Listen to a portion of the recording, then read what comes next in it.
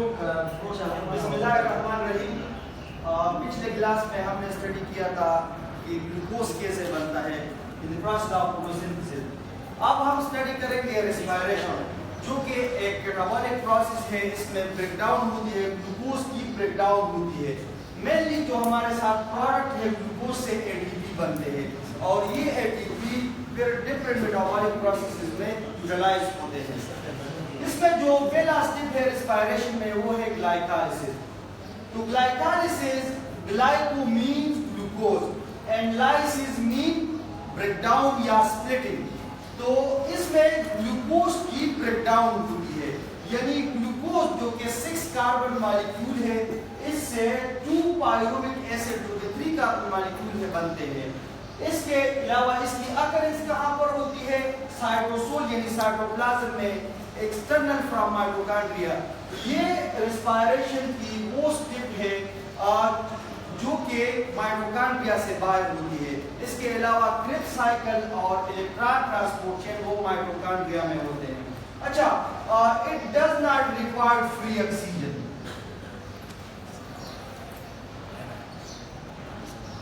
Require free oxygen,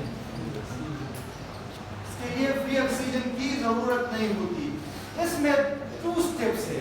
एक है activation phase, जिसको हम प्रिपरेटरी फेज भी कहते हैं। इसमें एटीपी यूटिलाइज होते हैं, एटीपी इस्तेमाल होते हैं। इसके अलावा ऑक्सीडेटिव फेज है, जिसको हम पेप फेज भी कहते हैं, जिसमें एटीपी प्रोड्यूस होते हैं। अब हम आते हैं प्रोसेस की तरफ कि एक्चुअली इसमें होता क्या है, एटीपी कैसे यूटिलाइज होते हैं, इसका पर्पस क्या होता है।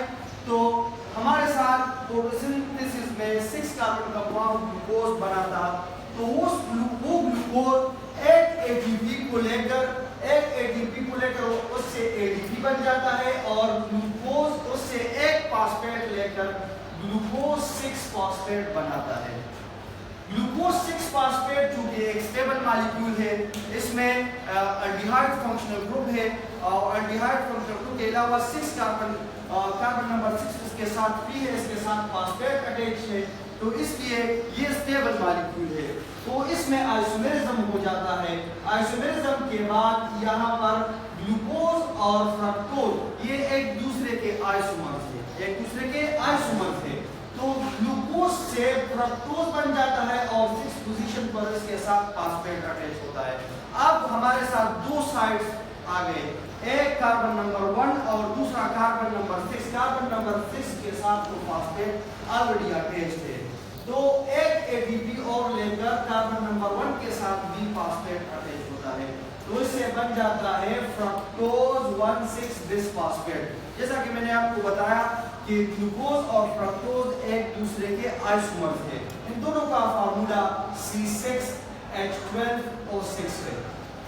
अब इसमें क्लीवेज होती है तो 2 प्रोडक्ट्स बनते हैं। एक बनता है PGAL, फास्फोग्लिसरल्डिहाइड, और दूसरा product DHAP, dihydroxy acetone phosphate. अब आते हैं यहाँ पर कि ये 2 प्रोडक्ट्स जो है ये एक दूसरे के इंटरकन्वर्टेबल है। तो ये DHAP PGL में कन्वर्ट हो जाता है। तो ये PGL एक मॉलिक्यूल था, तो हम इसकी जगह 2 मॉलिक्यूल लिख लेते हैं, क्योंकि एक तो ये ग्रुप था PGL और दूसरा DHAP से बना।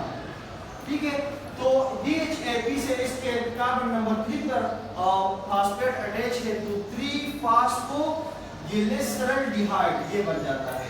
तो ये चूंकि मैंने आपको बताया कि 3 कार्बन मॉलिक्यूल है और कार्बन नंबर 3 पर फॉस्फेट अटैच है, तो ये इंतहाई स्टेबल मॉलिक्यूल है।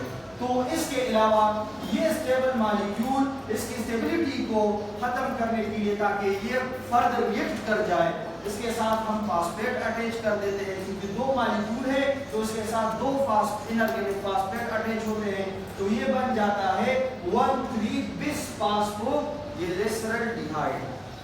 अब इसके साथ फर्दर रिएक्शन हो जाता है। रिएक्शन क्या है कि इसकी ऑक्सीडेशन हो जाए। तो इसकी ऑक्सीडेशन कैसे होती है? 2 मॉलिक्यूल है तो 2 NAD, nicotine amide adenine dinucleotide, nicotine amide adenine dinucleotide, ये ऑक्सीडाइज्ड फॉर्म है।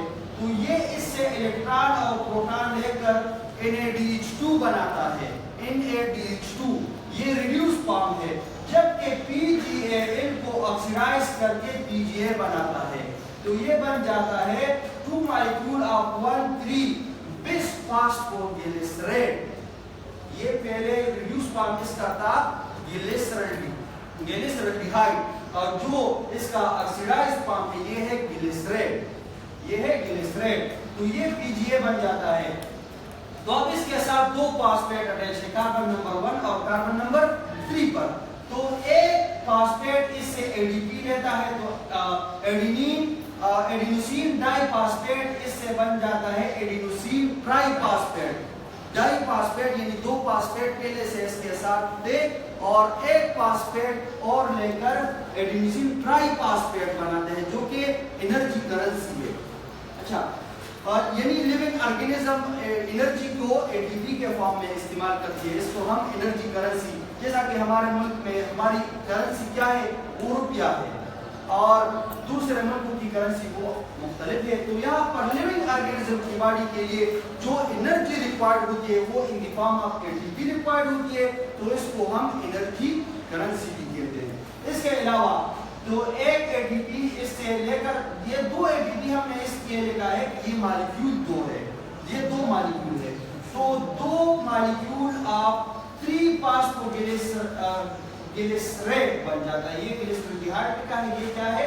ग्लिसरेट है। ये क्या है? ग्लिसरेट है, यानी ऑलरेडी ग्लिसरेट है, वो आ जाता है PGA है। ये ग्लिसरल्डिहाइड नहीं है, ये ग्लिसरेट है।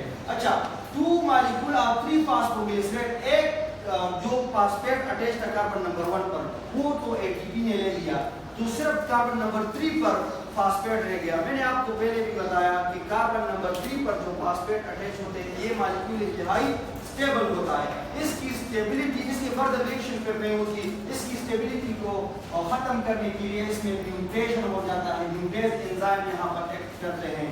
तो ये बन जाता है 2 मॉलिक्यूल ऑफ 2-फॉस्फोग्लिसरिक एसिड या ग्लिसरेट। तो ग्लिसरिक एसिड या ग्लिसरेट ये दोनों एक बात है। तो अब आप देख लें, यहाँ पर कार्बन नंबर 3 पर फॉस्फेट अटैच था, यहाँ पर कार्बन नंबर 2 के साथ फॉस्फेट अटैच है, यानी इसमें म्यूटेशन ये हो गया। ये हम आते हैं यहाँ पर 2-फॉस्फोग्लिसरिक एसिड है, 2 मॉलिक्यूल, इसके साथ अब फर्दर रिएक्शन पॉसिबल है, तो इसकी डिहाइड्रेशन होती है, इससे डिहाइड्रेशन होती है, यानी रिमूवल ऑफ वाटर हो जाता है। तो रिमूवल ऑफ वाटर, चूंकि 2 मॉलिक्यूल है तो 2 मॉलिक्यूल ऑफ वाटर इससे रिमूव हो जाते हैं, तो ये बन जाते हैं 2 मॉलिक्यूल ऑफ 2-फॉस्फोइनोल पायरुविक एसिड बन जाते हैं। जब इससे डिहाइड्रेशन हो जाती है तो 2 मॉलिक्यूल ऑफ फॉस्फोइनोल पायरुवेट, जिसको हम सिंपली PEP कहते हैं, फॉस्फोइनोल पायरुवेट। अब इसके साथ कार्बन नंबर 2 पर क्या अटैच है? कार्बन नंबर 2 पर फॉस्फेट अटैच है।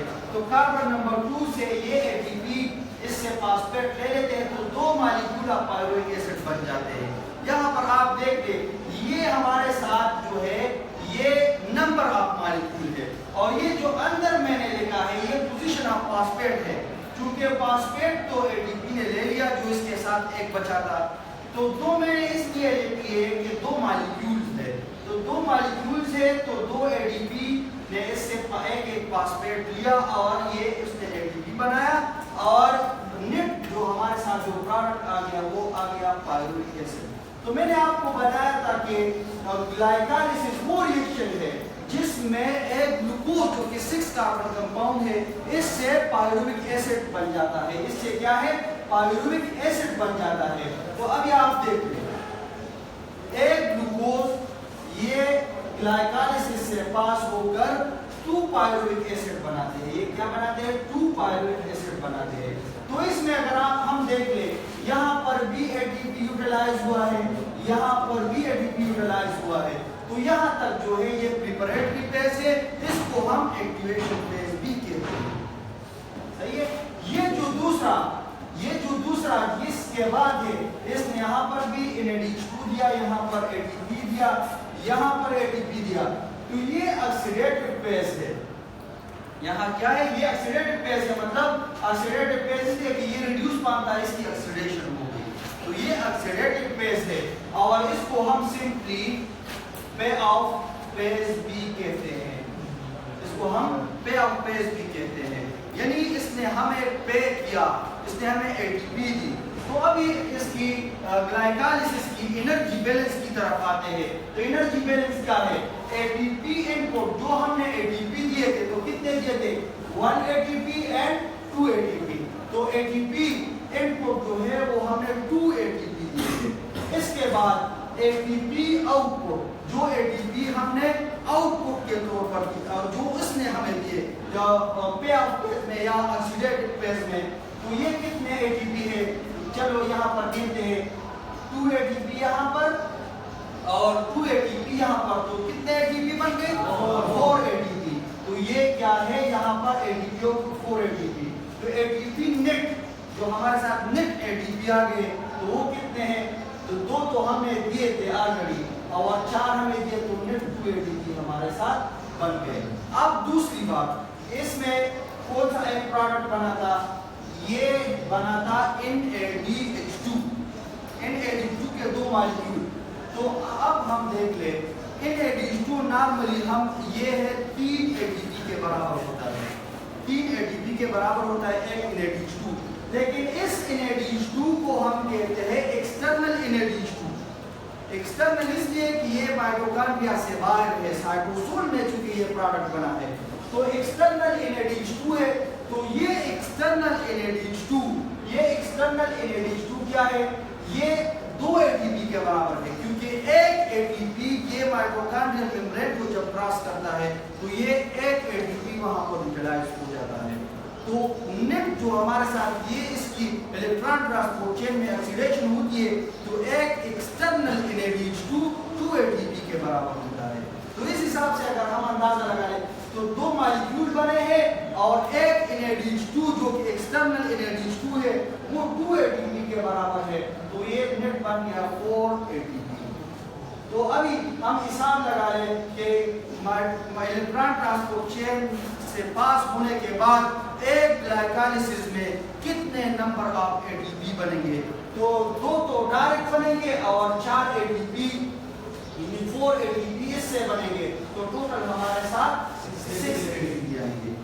अब प्रोडक्ट हमारे साथ क्या है, ये पायरुविक एसिड है, तो ये pyruvic acid further electron link reaction से पास होकर इलेक्ट्रॉन ट्रांसपोर्ट ट्रिप साइकिल और उसके बाद इलेक्ट्रॉन ट्रांसपोर्ट चेन में जाएगा और वहां पर इससे ATP बनेंगे। तो यहाँ पर हमारे साथ जो ग्लाइकोलाइसिस था, इसमें ग्लूकोज की स्प्लिटिंग थी और एक ग्लूकोज मॉलिक्यूल से 2 पायरुविक एसिड बन गए। ये हमारे साथ प्रोडक्ट आगे फर्दर इंशाल्लाह अगली क्लास में हम इसको डिस्कस करेंगे।